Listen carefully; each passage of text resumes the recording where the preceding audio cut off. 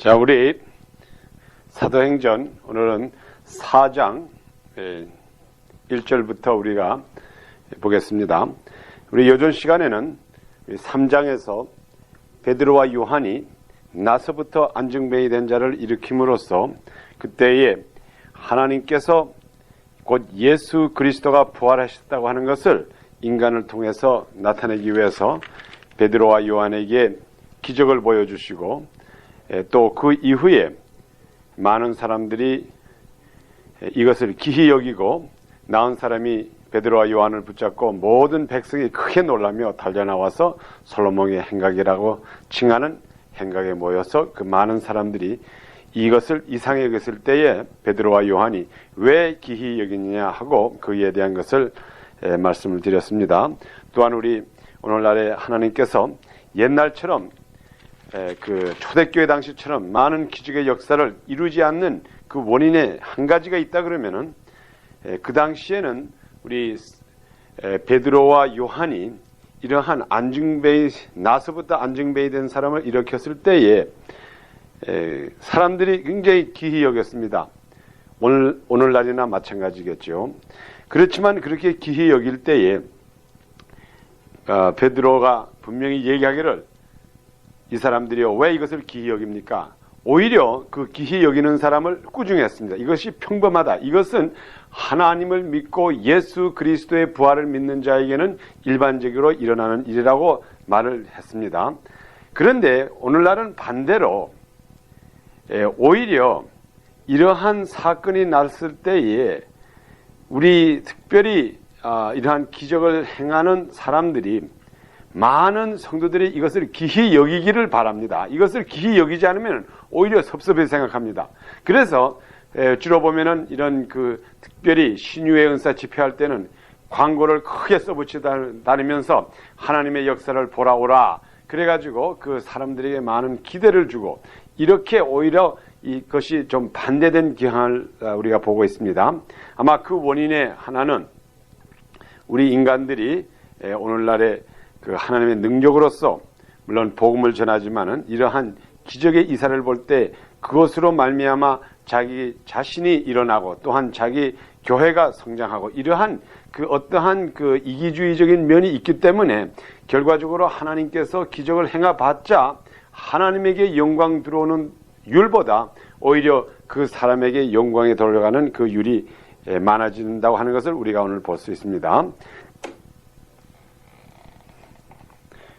그래 우리 계속해서 3장 16절에 보면 그 이름을 믿음으로 그 이름이 너희 보고 아는 이 사람을 성화가 하였으니 예수로 말미암아 난 믿음이 너희 모든 사람 앞에서 이같이 완전히 낫게 하였느니라. 그래 우리 여기 사도행전 3장에 있는 나서부터의 안증뱅이 이것을 낫게 한 것은 그 원인이 있다 그러면은 그 이름을 믿음으로 그 이름이 너희 보고 아는 이 사람, 여기에 보고 아는 이 사람이라고 하는 것은 아는 이 사람이라고 하는 것은 거기 안증뱅이를 말하죠. 아는 이 사람을, 그러니까 항상 그 안증뱅이가 성정문 앞에 있었다는 것을 이제 다시 한번 증명하게 됩니다. 이 사람을 성화하였으니 예수로 말미암아 난 믿음이 그랬어요.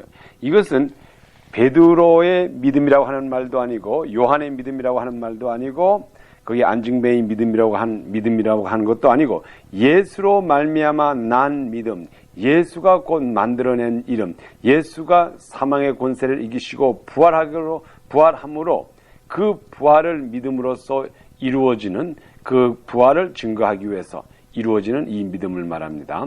예수로 말미암아 난 믿음이 너희 모든 사람 앞에서 이같이 완전히 낫게 하였느니라. 그리고 이제 베드로가 계속해서 그들에게 회개하고 돌이켜 너희 죄 없이 함을 받으라. 이같이 하면 유쾌케 되는 날이 주 앞으로부터 이를 것이요.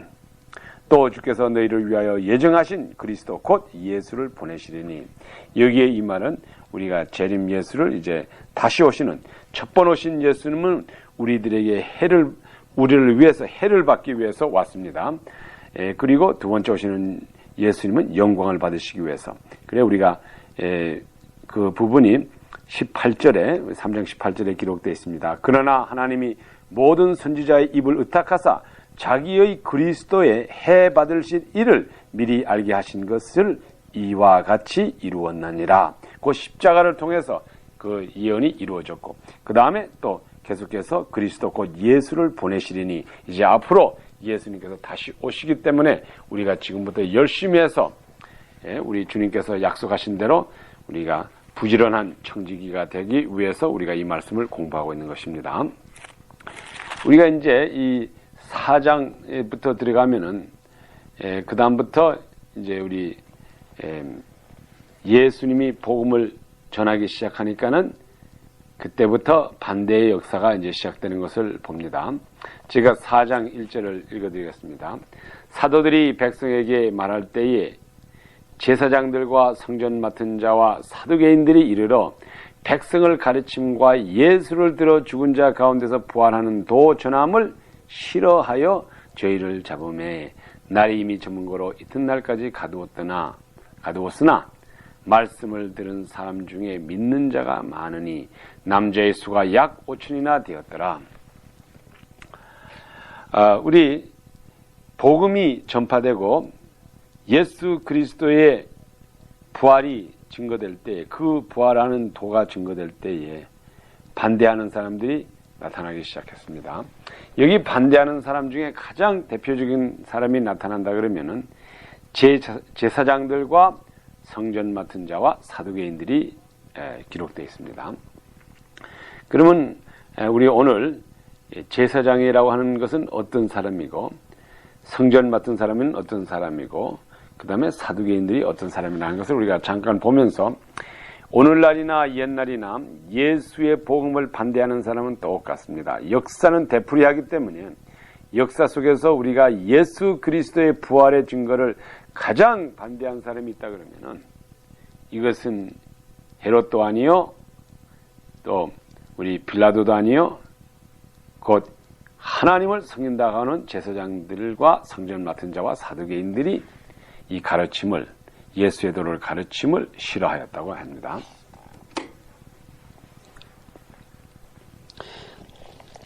우리 제사장들이 하나님을 섬기는 것에 대해서는 그들이 반대하지를 않았습니다. 우리 제사장들이 예수님을 십자가에 못 박혀 죽인 원인도 그들이 예수님이 하나님을 섬긴다기보다 그들의 생각에는 오히려 예수님이 이 땅에 오셔서 하나님을 모독했다, 소위 블라스미를 했다. 우리 영어로 말하면 블라스미라 그럽니다. 하나님을, 그의 이름을 모독했다고 하는 죄로서 예수님을 십자가에 못 박여 죽으셨습니다. 그러니까는 이 제사장이라고 하는 사람은 하나님의 도를 지키고 하나님께서 인간들에게 분부하신 것을 행하는 자들이지 절대로 하나님의 일을 반대한다고 하는 자들이 아닙니다. 그런데 왜 그들이 예수님을 못 박혀 죽였고 그 후에도 예수님이 부활하신 다음에도 지자들로 하여금 예수님의 부활의 도를 전파하지 못하게 했을까? 이것을 우리가 한번 잠깐 성경 쪽에서 찾아보겠습니다. 우리 성경에 제일 먼저 제사장에 나오는 것이 우리 창세기 14장 18절부터 20절 사이에 보면은 아브라함이 자기 조카 롯을 구원하러 갔다가 이제 승리하고 오는 길에 살렘이라고 하는 왕국에 지나갈 때에 그때에 거기 멜기세덱이라고 하는 제사장이 그를 영접하는 그 과정이 나옵니다. 그것이 처음으로 제사장의 직분에 대해서 제사장이 어떤 사람이라고 하는 것을 나타내게 됩니다. 그러면 우리가 그 성경 속에 그 말씀 속에서 볼 때에 멜기세덱이라고 하는 제사장의 한 일이 뭡니까? 우리 이 시간에 우리 한번 그 부분을 성경을 찾아보고 읽은 다음에 우리가 보겠습니다. 창세기 14장 18절부터 20절 사이를 보겠습니다. 그러면 제가 17절부터 읽어드립니다. 아브라함이 그돌로아오멜과 그와 함께한 왕들을 파하고 돌아올 때에 소돔 왕이 사위 골짜기 곧 왕국에 나와 그를 영접하고 18절 살렘 왕, 살렘이라고 하는 것은 오늘날의 제루살렘, 우리가 살렘이라 그러면 평화를 말합니다. 살렘 왕 멜기세덱이 떡과 포도주를 가지고 나왔으니 그는 지극히 높으신 하나님의 제사장이었더라. 그가 아브라함에게 축복하여 가로되 천지의 주제시요 지극히 높으신 하나님이요 아브라함에게 복을 주옵소서. 너희 대적을 내 손에 붙이신 지극히 높으신 하나님을 찬송할지어다 하매, 이것은 우리 먼저 아브라함이 그 멜기세덱 제사장에게 축복을 받았습니다. 찬송할지어다 하매 아브라함이 그 얻은 것에서 10분 1을 멜기세덱에 주었더라. 또한 여기에 처음으로 제사장에 대해서 나올 뿐만 아니라 여기에 처음으로 우리가 11조에 대한 얘기도 동시에 나옵니다. 그러면 우리가 제사장과 11조에 대한 일을 우리가 연결해서 또한 봐야 됩니다. 제사장에게 11조를 바쳤다. 또 제사장이 아브라함을 축복해 줬다. 이것은 굉장한 중요한 부분을 여기서 차지하고 있습니다. 아브라함이 멜기세덱에 언제 자기의 11조를 바쳤느냐, 또 그 다음에 멜기세덱이 아브라함에게 무엇을 줬느냐, 우리 성경에 보니까는 분명히 아브라함이 돌아올 때 떡과 포도주를 준비했다가 아브라함에게 주었습니다. 우리 성경에서 보면은 이 구약이라고 하는 것은 신약을 통해서 해석이 됩니다. 또한 오늘날의 신약의 어려운 부분은 구약을 통해서 알게 됩니다. 특별히 오늘 이 창세기 14장에 있는 이 말씀, 멜기세덱 제사장이 아브라함이 올 때에 떡과 포도주를 준비해 두었다고 하는 이 사건 자체가 제사장이라고 하는 것이 어떠한 역할을 해야 된다고 하는 것을 분명히 가르쳐 주고 있습니다. 그런데 그때에 우리 시편에 보면, 저희 사도행전에 보면은 분명히 제사장의 직분이 있는데 그들이 제사장의 직분을 하지를 못했어요. 그러니까는 베드로가 제사장들과 성전 맡은 자들과 사두개인들에게도 회개하라는 게 뭐라 그랬습니까? 전 시간에도 말씀드렸지만은 너희의 원점으로 돌아오라 이거지요. 이 제사장들이시오, 지금 베드로가 하는 말이, 당신네들은 제발 당신네들의 직분의 그 자리로 돌아오십시오. 다시 말하면은 떡과 포도주를 준비해서 당신의 백성들에게 복을 주시라 말이에요. 그런데 그것을 하지 않았기 때문에 베드로가 담대하게 제사장들과 사두개인들과 성전 맡은 사람에게 꾸중을 하니까 그때에 이 제사장들이 예수의 부활의 도를 전함을 금지했습니다. 그러면 과연 제사장의 직분이 무슨 직분이에요? 제사장의 직분이라고 하는 것은 우리가 창세기 14장 18절과 20절에 있는 사이의 말씀을 그대로 인용한다 그러면은 떡과 포도주를 준비했다가 하나님의 축복받을 사람에게 복을 빌어주는 것이 곧 대제사장의 역할입니다. 우리 신약에 보면은 떡과 포도주를 누구로 산정했습니까? 우리 요한복음 6장 32절과 35절 사이에 보면은 분명히 떡과 포도주는 예수 그리스도의 몸과 피를 상징했습니다. 우리 요한복음 6장 32절을 제가 봉독해 드리겠습니다. 요한복음 6장 32절부터 제가 봉독합니다.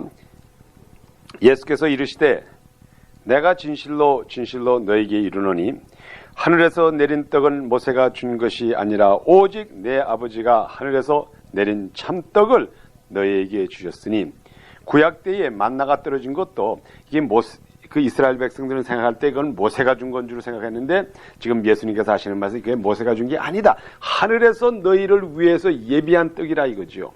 이것은 구약 때에 이스라엘 백성에게 출애굽기 당시에 하늘에서 떨어진 만나라고 하는 것은 너희가 이 만나를 먹고 산다고 하는 것은 언젠가 후에 하늘나라에서 진짜 만나가, 참다운 만나가 떨어져서 너희로 하여금 먹게 해가지고 너희로 하여금 영원히 살 수 있게 하는 그 미리 만나가 온다, 앞으로 만나가 온다는 것을 미리 잠깐 샘플로 보여준 것이 모세가 준 만나입니다. 그런데 그때에 이스라엘 백성들은 이 만나가 마치 모세가 준 것으로 끝나는 줄 알았죠. 그래서 예수님께서 여기서 그것을 사상을 아주 완전히 고쳐주는 겁니다.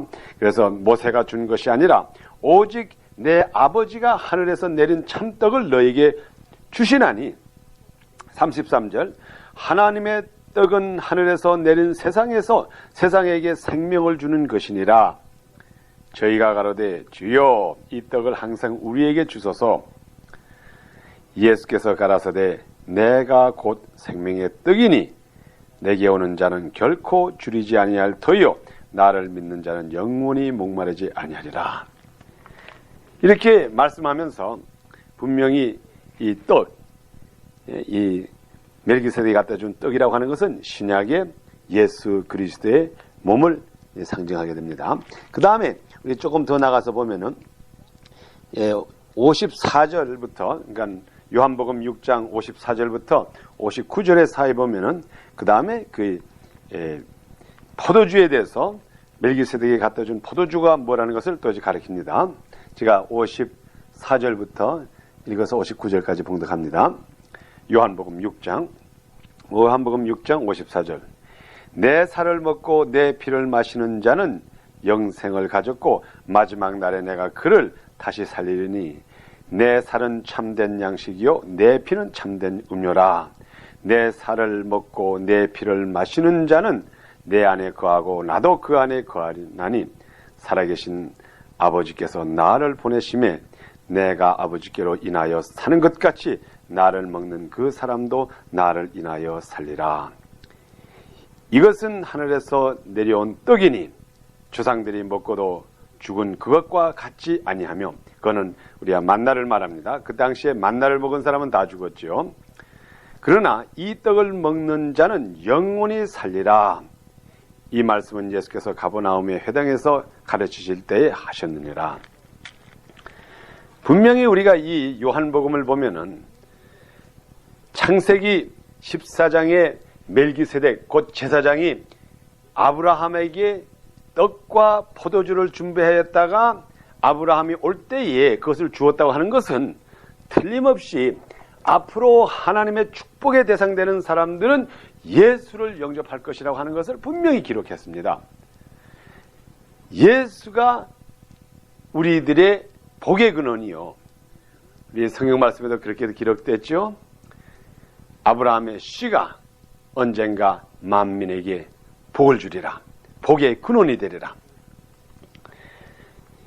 그래서 우리 제사장의 직분이라고 하는 것은 복을 주는 것이 제사장의 직분입니다. 또 그 중에 복 중에 가장 큰 복이 곧 누군가 하면은 예수 그리스도의 십자가의 보혈의 능력이 가장 복 중에 큰 복입니다. 그래서 여기에서 멜기세덱이 떡과 포도주를 주었다고 하는 것을 이제 말합니다. 그러면 그때에 우리가 지금 사도행전과는 큰 관계가 없지만은 이왕 우리 멜기세덱에 대해서 우리 첫 번째 제사장에 대해서 얘기가 나왔으니까는 우리가 11조도 잠깐 연결해 보겠습니다.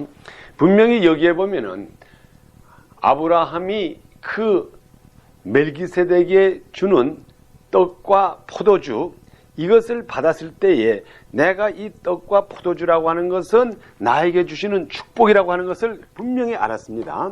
이것이 하나의 먹고 마시는 것에서 끝나는 것이 아니라 하나님께서 자기에게 주시는 축복인 것을 분명히 믿었습니다.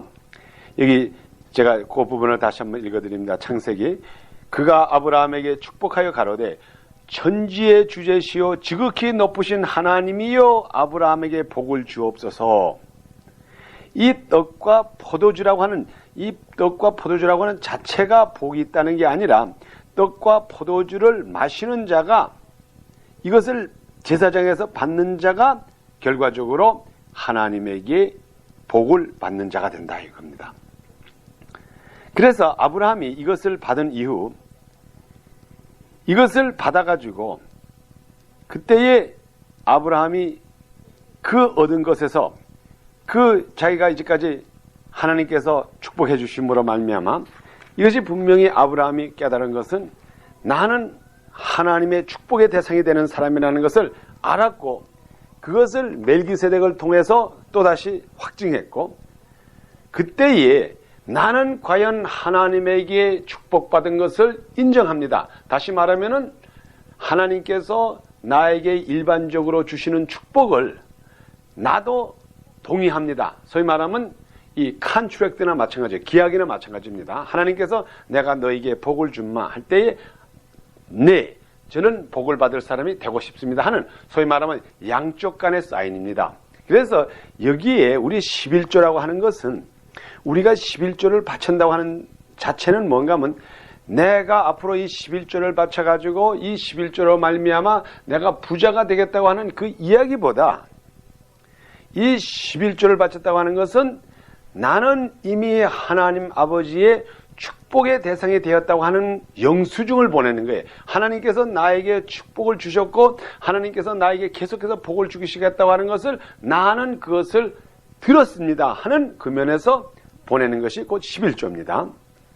제가 이것을 인간적인 면에서 잠깐 예를 들어 말한다고 하면은 만일 우리 아들이 내가 이제 우리 아들에게 이제 지금 먼 데 가서 공부하고 있는데 그 아들에게 제가 이제 돈을 보냅니다. 돈을 쓰라고 예를 들어서 내가 한 1,000불을 보냈다고 합시다. 그때에 우리 아들이 그걸 돈 받아가지고 얼마 후에 내가 있으니까는 나에게 선물이 하나 우리 아들한테서 왔는데 보니까 그 선물 속에 약 100불 정도 되는 좋은 선물을 저에게 이제 보내왔습니다. 그때에 제가 그 선물을 받을 때에 내가 이것을 보고 몇 가지를 알 수가 있는가 하면 첫째로 분명히 우리 아들이 돈이 없는 것은 내가 아는데 이 아들이 100불짜리 좋은 선물을 사서 나에게 보냈다고 하는 것은 첫째로 우리 아들이 내가 보낸 그 돈을 이미 받았구나 하는 그것이 첫째로 증명됩니다. 잘 받았길래 선물을 사서 보냈구나. 그리고 그 다음에 두 번째로서 내가 우리 아들에게 한없는 축복을 주고 한없는 돈을 보낼 때는 이 아이는 분명히 아버지에게서 이것을 받았다고 하는 것, 아버지께서 주신 것을 받았다고 하는 것을 증명하기 위해서 여지없이 틀림없이 나의 것을 인정을 해주는, 소위 말하면 이것은 내가 너에게 줬다고 하는 것을 인정하는 면에서 계속해서 나에게 선물을 보내리라. 그 중에 10분의 1을 잘라서 보내리라. 그러니 만일 우리 인간적으로 생각할 때에 내가 우리 아들에게서 계속해서 우리 아들에게서 선물을 받고 싶고 우리 아들로 하여금 아버지가 정말 모든 것을 인정해주고 모든 것을 주신다고 하는 것을 내가 내 자신이 그것을 알고 싶고 내 자신이 그것을 받고 싶을 때에 계속해서 나는 우리 아들에게 돈만 보내면 대로 우리 아들이 나에게 그 10분의 1의 값어치의 선물을 보내오니 내가 선물을 받고 싶을 때 내가 우리 아들에게 돈만 보내주면 된다 이 말이에요. 물론 이 인간의 예라고 하는 것은 거기에 어느 정도 한정이 있습니다. 그래서 제가 이 예를 너무 깊이는 들어갈 수가 없지만은 곧 하나님께서 11조를 받기 전에 벌써 하나님께서는 그에게 축복을 주셨어요. 제사장을 통해서. 그러니 우리가 오늘날에 하나님에게 11조를 바친다고 하는 것은 하나님 아버지, 나는 아버지에게서 축복받는 대상이 됐다고 하는 것을 하나님 앞에 고하는 것이기 때문에 이것을 고하는 자가 곧 마땅히 해야 될 것을 마땅히 하고 이것을 고하는 자는 계속해서 하나님의 축복의 대상이 된다는 것을 믿어야 합니다.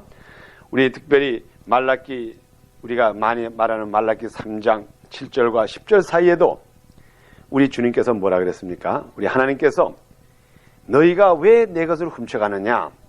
또 그렇게 말하고 그 전에는 뭐라고 하면 하나님이 인간에게 하신 말씀이 내게로 돌아오너라. 11조라고 하는 것과 돌아온다고 하는 것이 또 연결이 되어 있습니다. 우리 하나님께서는 우리 인간들이 하나님의 품으로 돌아오고 우리 인간들이 하나님이 이 우주의 주관자이시고 하나님이 이 모든 것을 주관한다는 것을 인정해 주시기를 바랍니다. 그래서 하나님께서 우리들에게 항상 하시는 말씀이 나에게로 돌아오너라, 원점으로 돌아오너라, 내가 너에게 축복 주는 자라고 하는 것을 기억하고 나에게로 돌아오너라, 돌아오너라 계속해서 말씀하시는 것이 우리 주님이세요. 그런데 우리 인간들은 그렇게 하지를 못합니다. 우리 사도행전 지금 오늘 본 우리 4장 1절과 14절 사이에 보면은 이것이 바로 그 케이스입니다. 이렇게 하나님께서 주시는 그 축복을 인간들에게 전해야 될 이 제사장이 선물 중에 가장 큰 선물인 예수 그리스도를 인간들에게 소개해야 될 이 제사장들이 오히려 예수의 부활의 도를 반대했다 이겁니다. 저는 이 말씀을 보면서 오늘날도 저는 똑같이 봅니다. 오늘날도 우리가 이렇게 보면은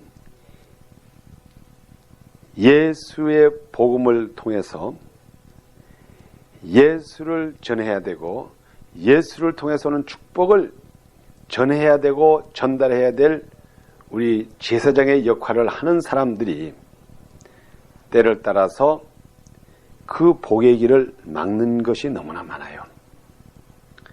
물론 우리가 옛날 2000년처럼 그들을 옥에 감아놓고 매 때리고 그러지는 않지만은 우리가 어딘가 모르게 하나님을 섬긴다고 하면서 많은 규례를 만들어 놓고 여러 가지 제도를 만들어 놓고 그 속에서 우리가 예수 그리스도를 아는 데에 굉장히 지장을 줄 때가 많아요.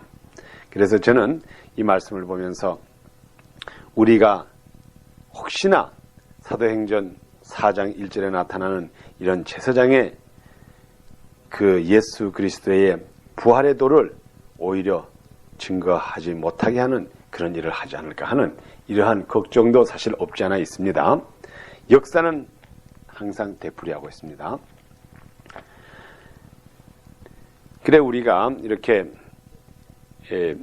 11조를 바치지 않고 있는 생활 또는 제사장과 같이 주님께서 허락하신 이 축복을 다른 사람에게 전하지 않는다고 하는 것은 우리 말라기 3장에 있는 말씀대로 하나님의 것을 훔치는 것과 마찬가지예요.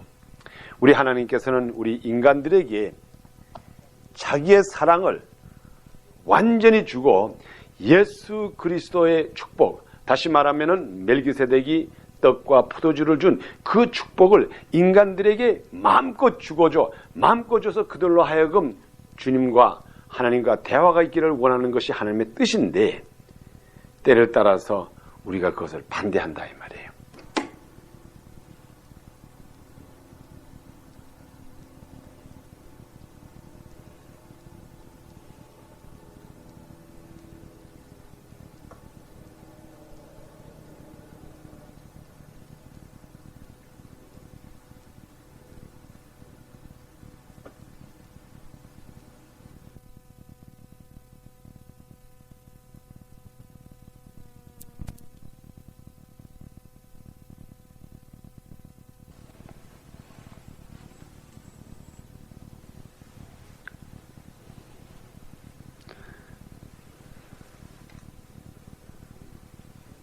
우리 주님께서 이 세상에 오신 것도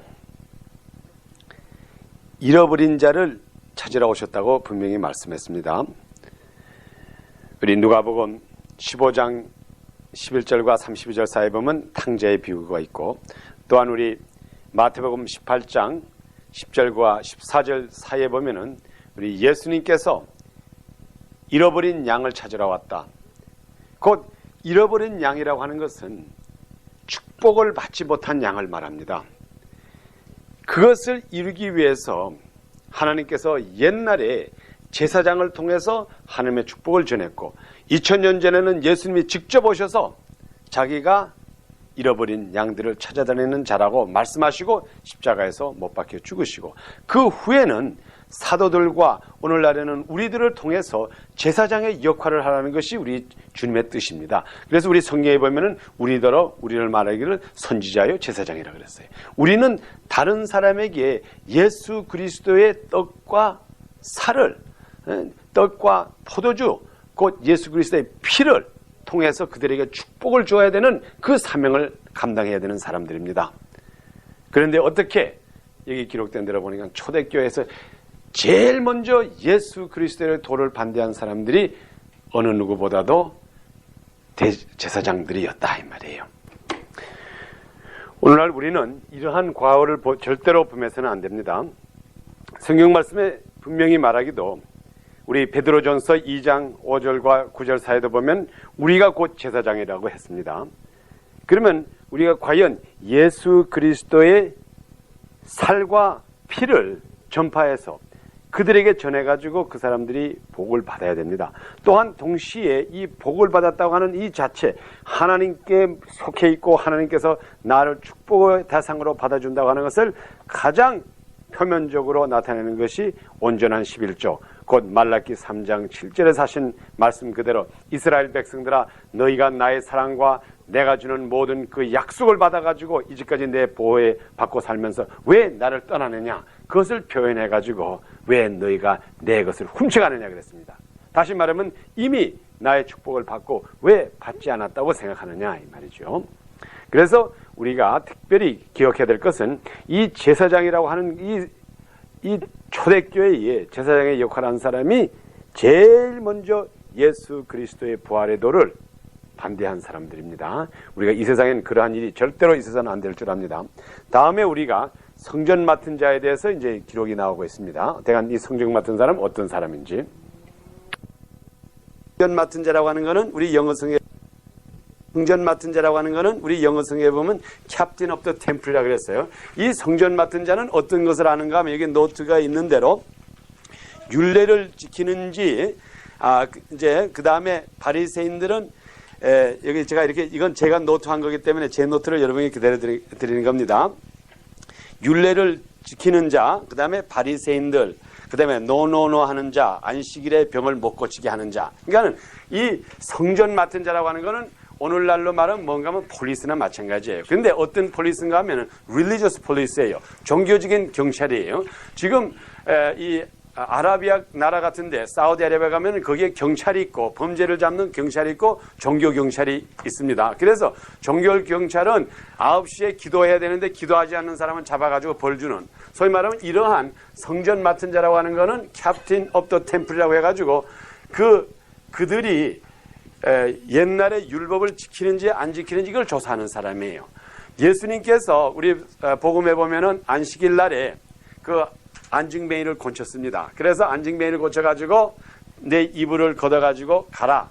그래서 그때에 그 안증뱅이가 기뻐서 일어나가지고 이제 자기 이불을 걷어가지고 이제 갔습니다. 그때에 성전 맡은 자예요. 그때 거기에서 공격한 사람이 누가 성전 맡은 사람이 그 안증뱅이를 탁 잡은 거예요. 물론 예수님을 그 다음에 끌고 갔지만은 안증뱅이를 탁 잡아가지고 이 녀석 왜 오늘 일을 해?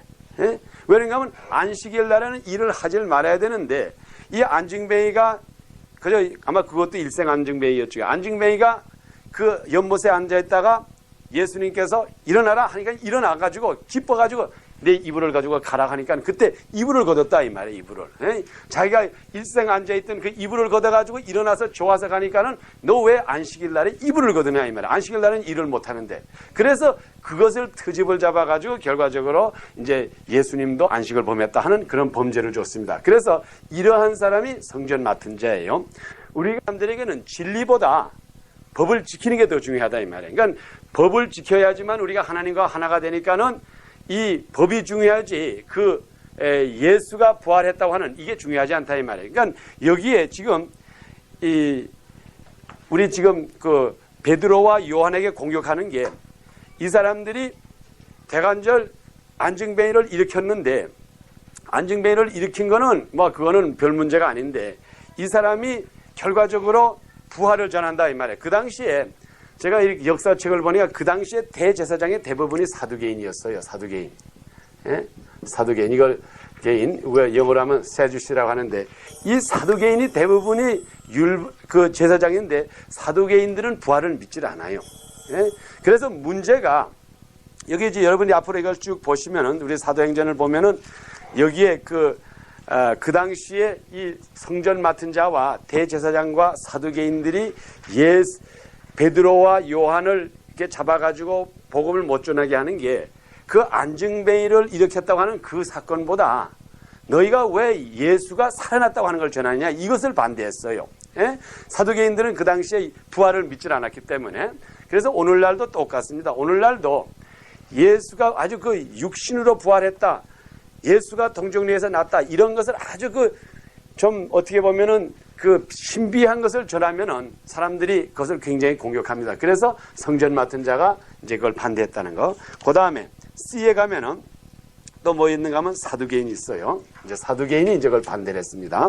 그리고 백성들에게 말할 때에 제사장들과 성전 맡은 자와 사두개인들이, 여기 혹시 그게 저희 2번에 성전 맡은 자라고 그러고 그 밑에 보면 혹 수호장, 소위 말하면 거기에 이제 높은 사람이라 이 말이죠. 사두개인들이 이르러 백성을 가르침과 예수를 들어 죽은 자 가운데서 부활하는 도 전함을 싫어하여 그랬어요.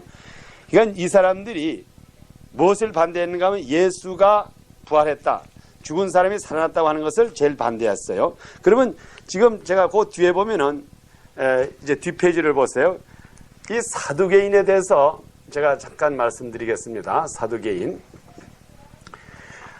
이 사람들은 어떤 사람인가 하면은 지금 여기 제가 그 뒤에 보면은 바리새인이 있고 사두개인이 있고 에스네스라고 하는 곳을 뒀습니다. 그리고 제가 우선 노트를 한번 본 다음에 제가 말씀드리겠습니다. 사두개인들의 배경, 그리고 거기다가 고통을 당함을 면하기 위함이다. 그 다음에 거기다 AD 135년 사두개인들이 없어지다. 그 다음에 부활이 없다, 천사도 없다, 형신만 보존한다. 대제사장은 거의 하다가 대사장은 대부분이 사두개인이었다 이 말이에요. 제가 이렇게 제 노트기 때문에 엉터리로 막 씁니다. 여기 이제 이 사두개인에 대해서 우리가 이제 알아볼 것이 굉장히 중요한 그 부분이 있어요. 여기 보면은 그 사두개인들이 마귀에게 이용되었다 이렇게 써 있죠. 그리고 알렉산더 더 그레이트의 정복, 그리고 21세 정복 33세 죽다. 이 사두개인들의 우리가 돼서 좀 알아야 될 것은 마귀라고 하는 것이 제가 이게 마귀의 앞지기가 됐다고 했는데, 이 사두개인들 예수님이 오셨을 당시에 그 당시에 그 여러 가지 파가 많았는데 그때 세 가지 파가 있었어요. 세 가지 파가 있었는데 바리새인이 있었고, 바리새인, 그 다음에 사두개인, 그 다음에 여기에 에스네스라고 하는 이제 그 후에 나타난 사람입니다. 에스네스. 요 이제 세 가지 종류의 사람이 있었어요. 그러니까 이것이 오늘날로 말하면 이걸 장로교, 감리교, 침리교라 그렇게도 좋고, 뭐 고려파, 신신학 뭐 이렇게 이런 식으로 해도 괜찮습니다. 주로 이 세 가지 종류의 유대 사람들이 그 당시 이스라엘을 다스리고 있어요, 종교적으로. 근데 우리가 이 사두개인들이 발생한 그 원인을 보면은 지금 이게 어떤 면에 보면 마귀론에 좀 연결이 됩니다. 그래서 여러분 조금만 이것을 저에게 좀 침착히 들어주시면 감사하겠습니다. 우리 첫째로 이 마귀라고 하는 것이 사탄이 우리 구약에 보면은 이것을 하나님의 종이라 그랬어요. 그래서 이 사탄이 하나님의 창조된 이것이고, 이것이 물론 하나님을 오늘날에 대적하지만 이 사탄이라고 하는 것은 구약에 나타나기를 하나님의 종으로 나타나 있습니다. 그리고 우리 성경에 보면은, 특히 욥기에 보면은 그 하늘나라에서 이렇게 큰 회의를 할 때 사탄이 하나님 앞에 와가지고 이제 보고를 합니다. 그런데 이 사탄이라고 하는 것은 원체는 하나님에게, 소위 말하면 하나님의 일을 하는 사람, 이것이 루시퍼라고 하는 그 자체가 물론 타락했을 때 그 사탄이 돼가지고 정말 하나님을 대적하고 하지만은 이 사탄, 루시퍼 자체가 하나님의 일을 했어요, 구약 때는. 그래서 우리 욥기에 보면은 사탄이 우리 하나님에게 와가지고 소위 말하면 이 지구에서 모든 사람이 어떻게 과연 믿음이 있느냐 없느냐 이것을 테스트하는, 오늘날로 말하면은 검찰이나 마찬가지예요. 검찰총장이에요, 검찰. 소위 말하면 이 prosecuting attorney죠. 그래가지고 이 사탄이 항상 하나님과의 대화가 있었어. 이게 지금 오늘날 이렇게 완전히 대화가 없고 이렇게 그 마지막에 무정행이 들어가고 그 원인이 있지만은 구약 때 보면 하나님의 종으로서 어떤 사람이 믿음이 있느냐 없느냐 하는 것을 테스트하기 위해서 그것을 누굴 시키는가 하면 사탄을 시켜가지고 사탄이 가서 그 사람에게 한번 대적을 해봐서 과연 이 사람이 하나님을 믿느냐 안 믿느냐 이걸 테스트하는 하나님의 종으로 사용됐습니다. 예? 이제 욥기 우리가 1장 700 거기가 자 그러면 거기에 6절에 6절부터 그러면 거기 우리 6절부터 한번 거 읽어주세요. 내가 하루는 하나님의 아들들이 와서 여호와 앞에 섰고 사단도 그들 가운데 왔는지라. 자, 그럼 거기 우선 거기까지만 가겠습니다. 하나님의 아들이 와서 여호와 앞에 섰고 사단도 그들 가운데. 그러니까는 거기에 이제 소위 말하면 그 하나의 그 칸슬에 들어간다 이 말이에요. 그 다음에 계속해서 여호와께서 사단에게 이르시되 내가 어디서 왔느냐. 사단이 여호와께 대답하여 가로되 땅에 두루 돌아 여기저기 다녀왔나이다. 여호와께서 사단에게 이르시되 내가 내 종 욥을 유의하여 보았느냐. 그와 같이 순전하고 정직하며 하나님을 경외하며 악에서 떠난 자가 세상에 없느니라. 이것이 누가 한 얘기인가 하면 여호와 하나님 하신 말씀이에요. 그 다음에 사단이 여호와께 대답하여 가로되 욥이 어찌 까닭없이 하나님을 경외하리이까. 주께서 그와 그 집과 그 모든 소유물을 산울로 부르심이 아닙니까. 주께서 그 손으로 하는 바를 복되게 하사 그 소유물로 땅에 걸리게 하셨음이니이다. 이제 주의 손을 펴서 그의 모든 소유물을 치소서. 그리하시면 정령 대면하여 주를 욕하리이다. 여호와께서 사단에게 이르시되 내가 그의 소유물을 다 내 손에 붙이노라. 오직 그의 몸에는 내 손을 대지 말지니라. 사단이 곧 여호와 앞에서 물러나니라. 아멘. 자, 여기에 이 부분을 우리가 물론 이제 그 역사적인 배경을 쭉 읽겠지만 여기에 보면은 사탄이 여호와와 항상 이게 대화가 있다고 컨버세이션. 그래서 사단에게 물어보는 게 내가 이번에 지구를 갔다 왔느냐? 그러니까 네, 갔다 왔습니다. 그런데 너 거기 가서 욥을 봤느냐? 욥을 봤습니다. 욥이 참 내 마음에 드는 사람이다. 그러니까는 이 검찰청장 사탄이 하는 말이 아니 그 사람이 그런 사람이 아닙니다. 여호와를 사랑하는 것은 당신이 그에게 많은 축복을 해줬기 때문에 그 물건을 보고 사랑하는 거지 진짜로 사랑하는 사람이 아닙니다. 그러니까 그때에 여호와께서 사단에게 소위 임무를 줬는데 그럼 테스트 해보라 이 말이에요. 그가 진짜인지 아닌지 테스트를 해보고 단지 그 사람의 생명만은 건드리지 말아라. 그래서 그가 곧 떠나가지고 이제 테스트를 합니다. 그러니까는 지금 우리가 이 사탄이라고 하는 그 존재 어쨌든 간에 예수님이 와가지고 이걸 물리쳐야 된다. 아주 이렇게 강력하게 말해가지고 내가 온 것은 사탄을 없애기 위해서 사탄의 권세를 물리치고 마귀를 내쫓기 위해서 왔다 그랬고 그런데 여기 구약에는 그러한 그 사탄의 정체가 그렇게 내쫓김을 받고 내보내고 이것을 완전히 우리들에게서 없애겠다고 하는 그런 말이 사실 기록이 없어요. 그러니까는 지금 우리가 이것을 제가 이제 마귀론 하게 되면 이제 거기에 대한 것이 조금 자세히 나오지만 어쨌든 우리가 요 지점에서 그러면은 이 400년 사이에 어떤 사건이 났길래 갑자기 사탄이 하늘나라의 권세에서 떨어져 가지고 이제는 다시는 하나님과 대화도 못하고 이제 예수님이 오셔가지고 완전히 사탄의 권세를 묻게 됐느냐. 그것을 우리가 이제 그 다니엘서에 있는 그것을 중심에서 보면은 제가 이거 좀 잠픽을 합니다. 이 사탄의 권세 중에 가장 우리가 다니엘서에 나타나면은 사탄의 그 소위 말하면 적그리스도의 영, 사탄의 영이 가장 이 세상 사람 중에 많이 들어간 사람이 누군가 하면 알렉산더 제왕이라고요. 예? 우리가 그게 이제 다니엘서에는 알렉산더라고 안 나와 있지만은 결과적으로 이제 이 알렉산더를 뭐라 그랬는가 하면은 표범이 어떻게 빨리 다녔는지 땅을 짚지 않고 온 세상을 정복한다 그랬어요. 그런데 이 알렉산더 제왕, 소위 말하면 알렉산더 그레이시라고 하는 것이 제가 그냥 잠깐 백그라운드를 보면 이 사람이 이 온 우주를 정복했을 때가 몇 살이었는가 하면 21살 때 이 온 우주를 정복했다고요. 그 당시에 눈에 보이는 땅, 그러니까 뭐 그때 미국의 그 사람들이 몰랐으니까는 어쨌든 눈에 보이는 땅을 이 사람이 몇 살에 정복했냐면 21살 때 정복을 했어요. 알렉산더 제왕이. 그리고 이 사람이 우리 역사에 보면은 그가 마지막에 인도에 가서 더 정복할 땅이 없으니까 땅에서 딩딩 굴고 울었대요. 이제 정복할 게 없으니까는. 그런데 우리가 어떠한 역사를 보던 간에 지금 오늘날의 그리스 역사라든가 보면은 이 알렉산더가 21살에 이렇게 짧은 시간 내에 온 세상을 정복할 수가 없다고요. 그 당시에 무슨 제트기 가지고 이렇게 가는 것도 아니고. 그런데 우리가 또 역사책을 보면 이 사람이 진짜 군인 출신도 아니라고요. 이 사람이 군인 출신도 아니고 이 사람이 어떠한 그 군사의 그 큰 비밀을 가진 사람이 아니고 이 사람은 오늘날에 우리가 역사적으로 보면 이 사람이 어떤 사람인가 전도자예요. 전도. 예? 이게 이벤젤리스트라고요. 전도자. 예? 알렉산더의 선생이 누구였어요? 예?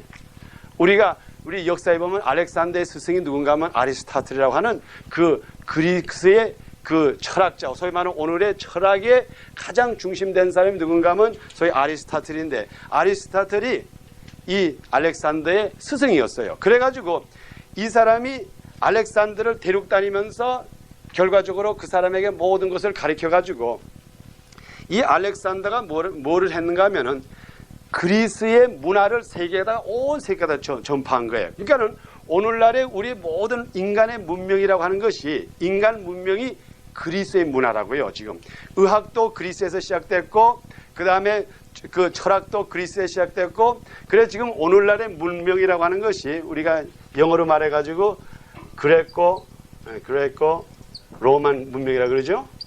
이게 뭔가 하면 정치 이런 거 소위 말하면 다스리는 것은 로마의 법을 많이 사용했고 그 다음에 이 철학이라든가 그 다음에 의학, 과학 이 모든 것은 그리스의 문화로 시작됐습니다. 그러니까는 이걸 제가 이제 빨리 나가기 위해서 결론적으로 말하는 거예요. 사탄이 우리 그 다니엘서에 보면 그 사탄이 그 영을 누구한테 부어줬는가 하면 알렉산더 대왕에게 불러가지고 그 사람에게 부어줘가지고 이스라엘 백성, 소위 하나님을 섬기는 백성은 이 세상에서 살 수 없다고 하는 면을 소위 말하면 이 세상의 인간의 문화로서 살 수 있다는 것을 전도하기 위해서 알렉산더에게 소위 말하면 사탄의 영을 다 부어줘가지고 그 사람이 결과적으로 이 세상을 다루면서 하나님 없이도 살 수 있다는 것을 결과적으로 이 알렉산더가 전하고 다녔다고요. 그러니까는 그 결과가 어떻게 됐는가 하면 알렉산더가 21살에 온 세계를 정복한 다음에 몇 살에 죽었는가 하면 33살에 죽었다고요. 알렉산더가. 예? 그러면 이게 어딘가 모르게 물론 제가 이 33이라고 하는 숫자가 뭐 그렇게 중요하다는 게 아니에요. 결과적으로 하나님이 곧 하나님이 우리 인간의 형편으로 오셔가지고 우리 인간들에게 너희는 하나님의 법으로 살 수 있다. 세상의 법으로 살지 않아도 된다는 것을 선포하기 전에 사탄이 알렉산더라고 하는 그 인간에게 그 영, 소위 말하면 그 악영이죠. 악영을 사탄의 영을 부어줘가지고 이 세상에서는 하나님 없이도 살 수 있다. 이것을 증명하기 위해서 그 증명의 가장 대표적인 게 뭔가 하면은 그것을 증명하기 위해서 이 세상에는 하나님 고난 없이 살 수 있다는 것을 증명하기 위해서 누구를 없애야 되는가 하면 이스라엘 백성을 죽여버려야 된다고요. 이스라엘 백성이라는 건 오늘날까지도 그 사람이 고생하면서도 하나님은 있다. 하나님은 소위 말하면 자쇼와 샬롬 자쇼와 이래가지고 여호와는 항상 내가 여호와만 있으면 산다고 주장하는 건 이스라엘 백성이라고요. 그러니까는 결과적으로 알렉산더의 후손 여기 지금 거기 여러분 노트에 보면 기록이 되어 있습니다. 그걸 한번 보세요. 여기 이스라엘 사람을 인간 세상에서 우리 인간 역사에서 히틀러보다 더 잔인하게 누구보다도 더 잔인하게 이스라엘 백성을 고생시킨 사람이 누군가 하면은 여기 기록된 안티카스 4세. 예? 그 사람이 결과적으로 누군가 하면 알렉산더의 후손이거든요. 그 알렉산더 그 집회 나온 사람인데 그 사람이 결과적으로 그 이스라엘 백성을 완전하게 정말 시도 없이 멸망시키려고 덤벼든 사람이 바로 이 알렉산더의 후손들이라고요. 그러니까는 지금 내가 이 사두개인을 증명하다가 이 말이 나오는데 이거는 내가 따로 한번 여러분들에게 이걸 좀 이게 차트를 해가면서 연대적으로 하면서 제가 말씀드리겠어요. 그럼 여기에 보면 여러 가지가 많은데 어쨌든 간에 이 인간의 문명이 언제 발달됐는가 하면 알렉산더 제왕 때 진짜로 발명됐다고요. 발달돼 가지고 오늘날의 우리 문명, 소위 말하면 인본주의, 사람이 지식으로 산다고 하는 것이 이 사람이 선포한 거예요. 예? 그러니까 여러분 보세요. 지금 오늘날의 철학이라는 게 다 그리스 철학이 아니에요? 또 우리 의학이라는 게 다 그리스 문화 아니에요? 그래가지고 이 사람이 이거를 점포를 해가지고 그때의 제일 지금 우리 인류 역사의 제일 큰 도서관이 어디에 있었는가 하면 그 알렉산더, 이집트의 제일 큰 도서관이 있었다. 그러니까는 모든 것이. 그리고 그 다음에 마지막에 이제 33살에 이 사람이 죽어버리고 그 후손에 그 여기 안티파스라고 하는 사람이 이스라엘 백성을 얼마나 아주 못되게 굴었는지. 그래서 이 그 후손, 그러니까 안티파스가 4세가 뭔가 하면 알렉산더 다음 된 사람이라고요. 그래가지고 이 안티카스 4세가 유대 사람, 그 당시 유대 사람 얼마나 못되게 했는지 여기 보면 그 잔인하게 한 게 있다고요. 그 이스라엘 백성들이 제일 싫어하는 게 돼지를 싫어하잖아요. 그런데 이 사람이 돼지를 잔뜩 잡아다가 그 예루살렘 성전에서 다 잡아버린다고요. 그래가지고 그 돼지 피를 갖다가 그냥 몽땅 성전에다 다 뿌려놓고, 예? 그러니까 너희 하나님이 절대로 우리를 못 당한다 이 말이에요. 자, 그랬나요? 또 그 다음에 어떻게 했는가 하면 이스라엘 백성들이 제일 중요시한 게 뭔가 하면 아들을 낳으면은 할례시키는 거 제일 중요시했다고요. 그 당시에 그 안티파스가 이 알렉산더 후손이 이스라엘 백성을 고생시킨 그 얘기를 보면은 그 아이들을 할례시켰잖아요. 그러면 할례 받은 애를 거기서 죽여버린다고요. 그 애를 죽여가지고 그 죽인 애를 다시는 그 유대 사람들이 애들을 할례를 못 시키기 위해서 애를 죽인 다음에 그 죽은 애를 그 어머니에다가 이 어머니 가슴 앞에다 이렇게 묶어 놓는다고요. 그리고 시내를 행진시켰대요. 예? 그러니까는 죽은 애의 그 악취에다가, 그러니까 얼마나 그게 그 애를 죽였으니 어머니가 마음도 아프고 거기다가 죽은 애를 갖다 이렇게 묶어가지고 다녀가지고 하여간 할례를 한 애들은 다 그냥 없애버렸다고요. 그리고 안식일도 못 지키게 하고 그냥 그 성전을 다 더럽히고 그때에 이스라엘 백성들이 그 반항한 사람이 누군가 하면 메카비라고 하는 사람이 한때 반항을 했어요. 그게 요 400년 사이에 우리 그 성경 외경에 보면 그게 나와 있다고요. 그래가지고 메카비라고 하는 사람이 그 사람하고 한번 대항을 해봤는데 조금은 이겼다가 그다음에 그 사람들 결과적으로 넘어졌어요. 그러는 동안에 이스라엘 백성들이 도저히 이게 안 되겠다. 이게 이러다가 우리가 종자도 남지 않고 다 없어지겠다. 그때에 세 가지 파로 나눠진 게 바로 이 세 가지 파로 나눠진 거라고요. 예? 그러니까 이게 지금 이스라엘 역사의 그 일부예요. 그때에 바리새인들은 나타나가지고 우리가 이 율례를 우리가 어쨌든 간에 지키지를 않으면은 결과적으로 유대 백성이라는 건 완전히 절멸되고 마니까는 이 바리새인들은 결과적으로 그 당시에 굉장한 소위 말하는 유대 사람 중에 유대 사람으로서 이 율례를 어떻게든지 숨어서라도 지켜보려고 애쓴 사람들이라고요. 예? 그러니까 아주 그래가지고 율법주의자가 됐고, 그 다음에 이 사두개인이라고 하는 사람이 바로 어떤 사람이었는가 하면은 야, 이거 안 되겠다. 그러니까는 우리가 그리스 문화를 받아들이자. 그래가지고 이 사두개인을 그 당시에 뭐라 그러는가 하면 그리시안 주라고 그랬다고요. 예? 그리스의 유대 사람이라 이 말이에요. 그러니까는 그 당시에 이 그리스 사람, 소위 안티카스가 이렇게 이렇게 막 할 때에 그때 이 사람이 뭐라는가 하면 야, 우리가 이러다가 유대 사람이 다 멸절하니까 그러면 우리 그리스 사람의 문화를 받아들이자. 그래가지고 그때부터 이 사람이 주장한 게 우리가 가르치는 거, 유대적으로 가르치는 건 가르치지만은 그 다음에 하나님이 있고 이건 믿지 말자.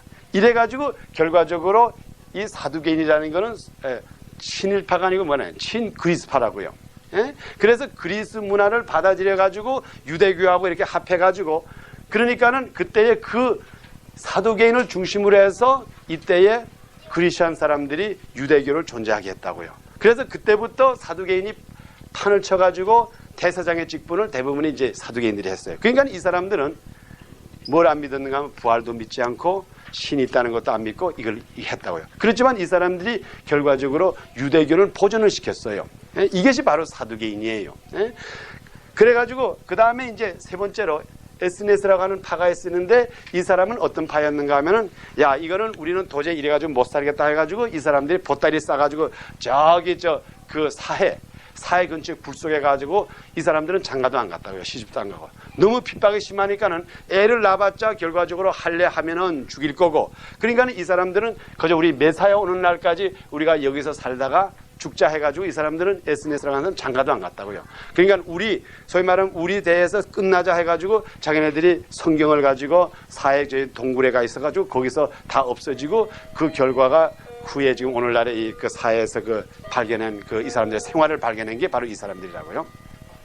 그러니까는 우리가 이것을 이렇게 이제 세 가지 종류를 볼 때에 이 사두개인이라고 하는 사람은 결과적으로 사탄의 그 압력에 못 이겨가지고 결과적으로 사탄이 소위 말하면 알렉산더 그리스의 문화를 들어오는 것을 받아가지고 유대교와 이렇게 합작한 소위 말하면 이것이 오늘날에 말하면은 지금 현대적으로 말하면 소위 말하면 그 WCC니 불교도 좋다 유교도 좋다 다 와서 우리 같이 춤을 추자 이거나 마찬가지라고요. 그 핍박에 못 이겨가지고 그래서 결과적으로 우리가 성경에 보면은 위에 보면은 여기에 보면 기록된 대로 130 여기 보면은 AD 135년 그 후에는 사두개인들이 완전히 없어져 버리고 말았어요.